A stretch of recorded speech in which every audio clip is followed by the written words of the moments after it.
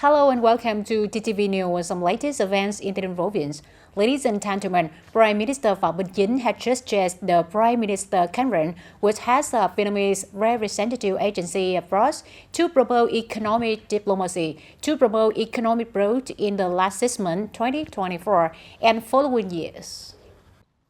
At the conference, Prime Minister Phạm Minh Chính emphasized that economic diplomacy work in recent times has achieved many positive results, with 3 more points: more substantive and effective, more professional and methodical, more serious and comprehensive. The Prime Minister requested ministry branches and localities, especially the Foreign Affairs sector and Vietnamese representative agencies abroad, to well-organize foreign affairs programs of senior leaders and foreign affairs activities at all levels in the country.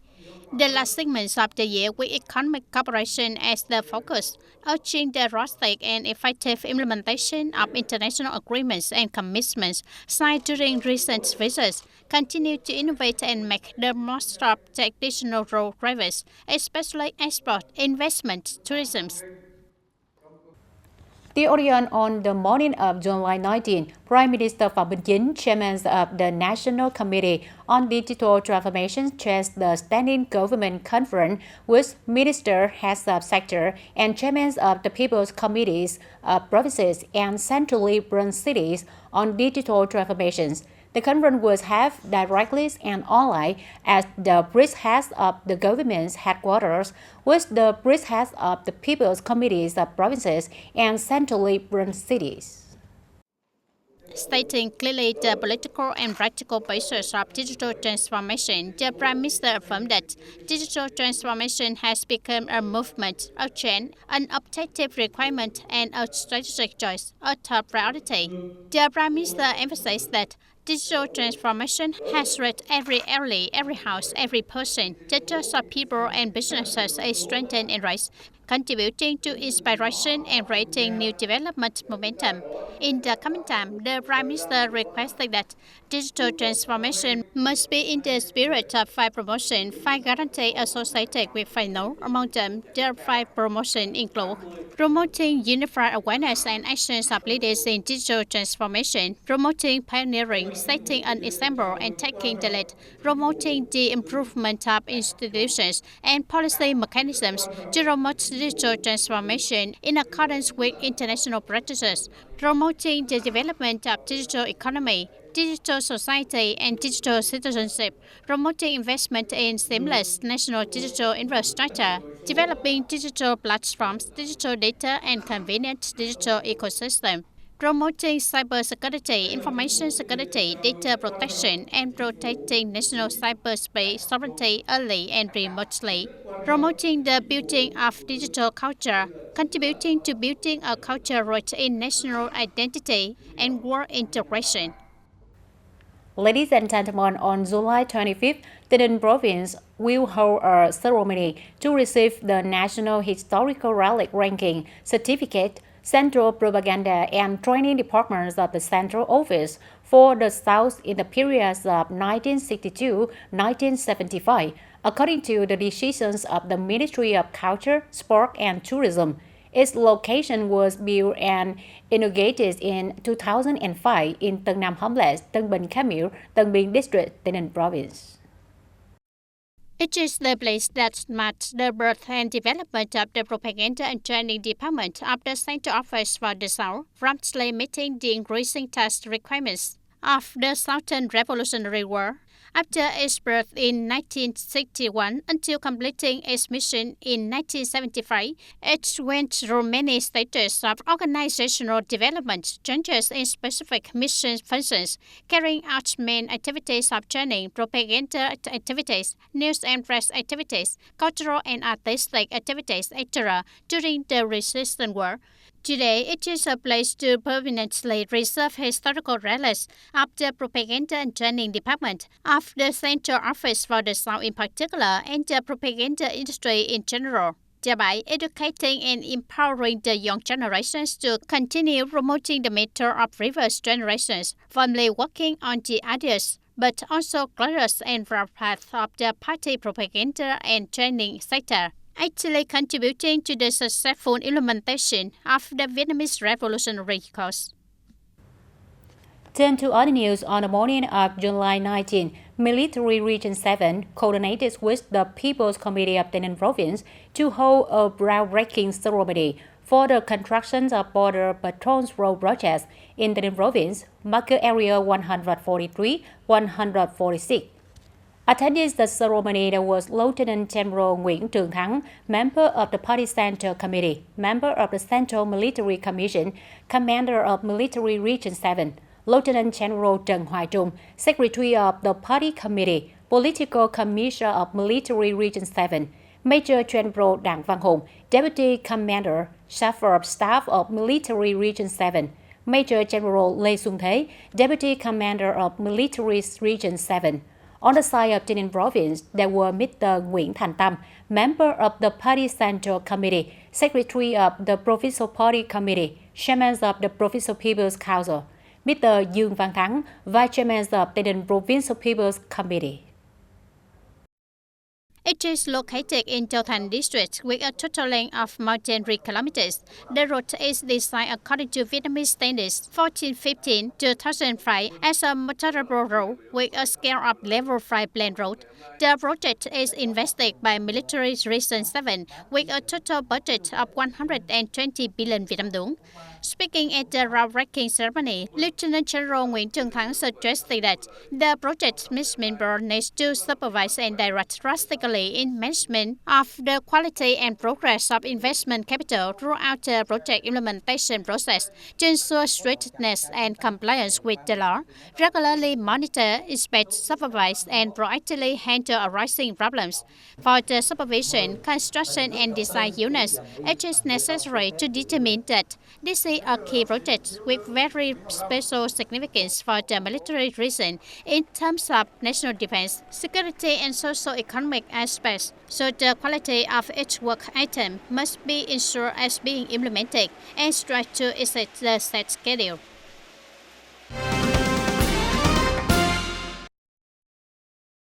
On the afternoon of July 19, Ms. Nguyễn Đại Thi, standing Vice Chairwoman of the Provincial People's Council, led a delegation to visit and give gifts to policy families and people with meritorious services in Quảng Trị. The delegation visited Ms. Nguyễn Thị Kim Chi, former Provincial Party Committee member, former Chairwoman of the Provincial Women's Union, resistant activist who was infected with toxic chemicals. Here, Ms. Nguyễn Đại Thi kindly inquired about with a good heart and expressed her deep gratitude for the contributions of Ms. Nguyễn Thị Kim Chi. At the same time, she hopes that her family, always promotes revolutionary traditions, actively participate and respond to local activities, mobilize children and grandchildren to comply well with the party's guidelines, policies, and laws of the state.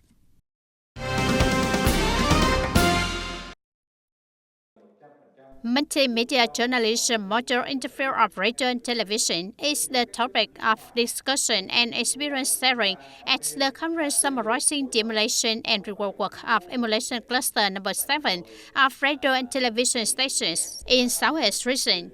The conference took place on the afternoon of July 19 at Ho Chi Minh City Television Station, the head unit of emulation cluster number 7. Attending the event, there were representatives of the Department of Radio, Television, and Electronic Information, Vietnam Journalists Association, and leaders of units in emulation cluster number 7. At the conference, discussions revolved around many topics such as current status of digital transformation work at units in the cluster, creative and effective solutions, models, and methods to improve program production, differentiate stations, and enhance the station's brand, especially for specialized programs and excellent works in a multi-platform media landscape, solutions to enhance cohesion, coordination, and development in the common flow of digital transformation. The seminar received a number of presentations and experience sharing from units. In particular, Ho Chi Minh City Television has a presentation journalism in a multimedia environment. Ho Chi Minh City People's Voice share about application of AI in radio program production, along with some presentations from radio and television stations in the cluster. The seminar aimed to evaluate the activities of radio and television stations in the Southeast region in the face of opportunities, challenges, and requirements, thereby proposing directions and building a multimedia journalism model in the field of radio and television.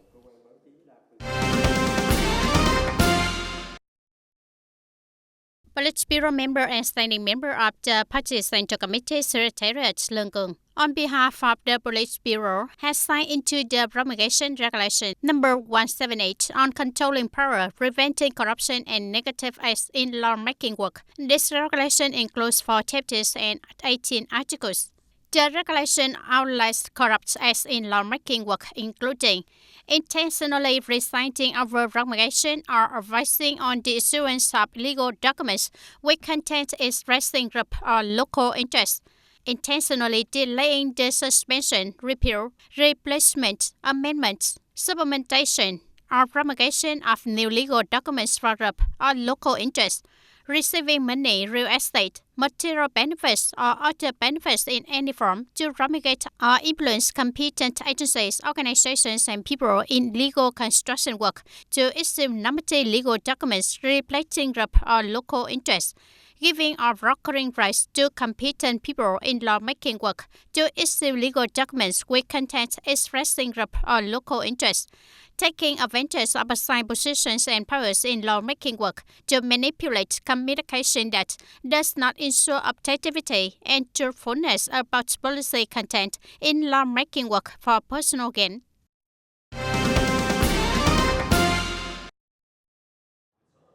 On the morning of July 18, Mr. Dương Văn Thắng, Vice Chairman of Provincial People's Committee, heads up the Representative Board of Directors of Provincial Bank for Social Policies, chaired a meeting in the second quarter of 2024.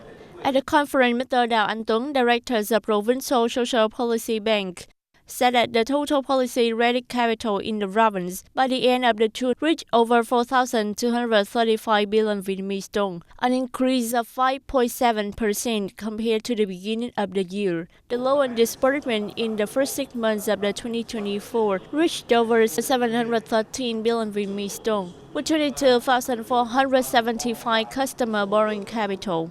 Thereby, it has facilitated job reaction for 8,441 workers, provided opportunities for 773 students from difficult circumstances to access education loan, built more than 24,000 clean water and environmental sanitation projects in rural areas, and support the construction of 10 social housing units. Ladies and gentlemen, in the past half year, domestic tourism still reaches 60% of the yearly planned targets, even the context of unprecedented increase in air ticket price. Up to this point, this can be seen as the taxation has been very used in diversifying products and tips of transportation service to retain domestic tourists from the entire tourism industry. Compared to previous seasons, this year domestic tourism has witnessed many changes to suit customer tastes, as well as to avoid high air ticket prices. Never before has travel by road and rail been as thriving as it has been in recent times, changing the form of transportation but increasing experiential services for guests caused the number of tourists to still increase in number. We created pure traveling tours to Quảng Ninh, Cửa Lò, Sầm Sơn, where we organized running race. In the morning, after organizing the race, we distributed clothes bags to customers to pick up trash, helping the environment to be clean and green. In Hanoi, from the beginning of the year until now, a series of new tourism products have been formed. Among them, some unique models include Ba Vì Miền Village Tour, Tây Hồ Tour, Red River Boat Tour, Nam Thăng Long Heritage Tour. In addition to inherent heritage tourism, Hanoi is asserting a lot of potential and is forced to be creative to attract tourists. In the near future, Hanoi City will continue to announce village tourism routes, connecting the inner city with the suburbs to increase the length of stay of visitors and increase value of shopping. Experts say that the tourism picture is very different from before the COVID-19 pandemic, and Vietnamese tourism is really developing in their products, constantly innovating and creating new products, cause the number of domestic customers to increase steadily month by month. Các sản phẩm làm ra nó có một cái chiều sâu hơn. The products produced have more depth, an overview of the subdivision, which areas need to be reserved, which areas need to be developed, and the original architecture is put first, creating differentiated value. Giá trị khác biệt. As airline ticket prices increase, the proliferation of other means such as railways or other means of transport makes domestic tourists be still increasing. The spending structure of visitors has strengthened. The harmony between means of transport participating in tourism has strengthened. The segment figure shows an increase in total tourism revenue compared to 2019, the very positive recovery. Efforts to adapt trend and increase experience for tourists. This is not only to serve domestic politicians, but also a way to attract international visitors and develop sustainable tourism. Meanwhile, as usual, May has been the low season for international visitors to Vietnam, but the number of international visitors to June is still growing well. Large markets in Northeast Asia remain the main driving force for growth. In addition, international tourist arrivals to Vietnam from the potential market of India continue to grow dramatically, reaching 312% compared to time before the epidemic. I saw the promotion of this art show online. I found it very interesting. To understand more about the country and people of Vietnam, we decided to go see it. For international tourists who have been to Vietnam, tourism products are much more attractive than before, especially night tourism products. I went to Vietnam 10 years ago. This time I came to Vietnam for business and went to see this performance. I felt that the culture of ancient Vietnam was conveyed vividly. The performance was very interesting. Investing in tourism development with international events and festivals held annually is also a mark of attracting international visitors to Vietnam. According to records, the number of international visitors in June was still 5.3% higher than the same period in 2019 before the epidemic. This is a positive sign showing the recovery of the international tourism market. With current growth rates, the tourism industry can completely exceed the target of 17 to 18 million international visitors this year. The visa policy from August 2023 has been effective. The number of international visitors is constantly increasing, and the feedback from visitors is very positive. It is very convenient and fast as applying for a visa. It is also a necessary condition for tourism development. However, attracting international visitors is still facing fierce competition, especially from countries in the region such as Thailand, Malaysia, and Indonesia. The country's tourism industry still needs to promote connectivity and create many unique and different products, especially night tourism products.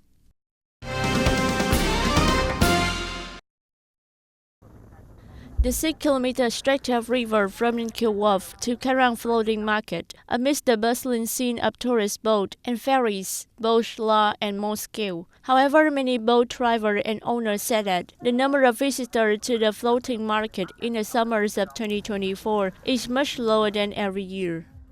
At the Karang Floating Market, there are over 100 boats and ships selling fruit, specialties of the Mekong Delta, and providing tourist service such as breakfast, fruit tastings, and market sightseeing. Most tourist boats just come to view the market, take a short cruise, or buy some fruit and cake and then go. Despite the bustling appearance, the floating market is now totally different from before, losing the vibrancy and charm it once had.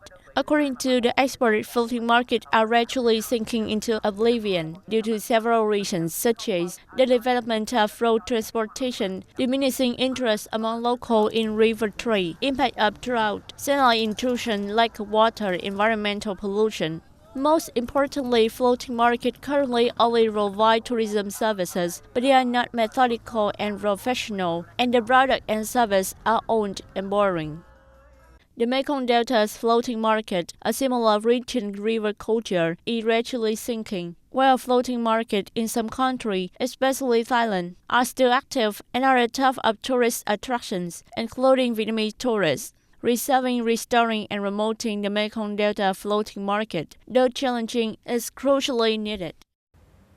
That's all for today, TTV News. Thank you for being with us, and goodbye for now.